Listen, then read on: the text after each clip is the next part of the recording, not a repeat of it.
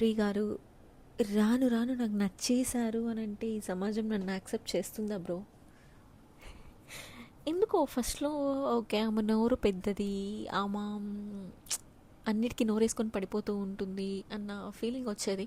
But రాను రాను తన గేమ్ మిగతా వాళ్ళతో పోలిస్తే ఓకే, తను జెన్యున్గా ఆడుతుంది. తనకి అనిపించిందో తన హార్ట్ అవుట్ చెప్పేస్తుంది కదా బ్రో.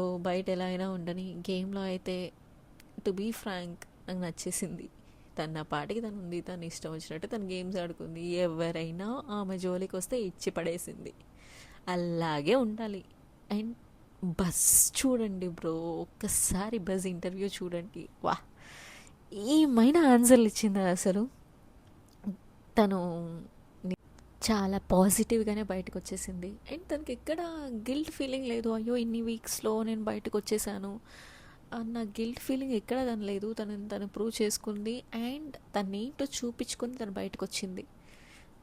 బయట ఎలా అయినా ఉండని, గేమ్ మాత్రం బాగా ఆడింది, తనకి నచ్చినట్టు ఆడింది, తనకి నచ్చినట్టు ఉండి, no mask, no variation, no ఏంటి నెగిటివిటీ, పాజిటివ్గా ఉంది, అందరితో ఉంది.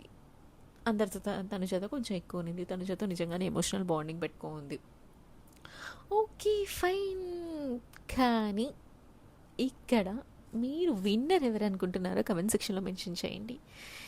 నాకైతే ఎందుకో తనుజ ఇమాన్యువల్ మధ్య గట్టి పోటీ ఉండబోతుంది అని అనిపిస్తుంది.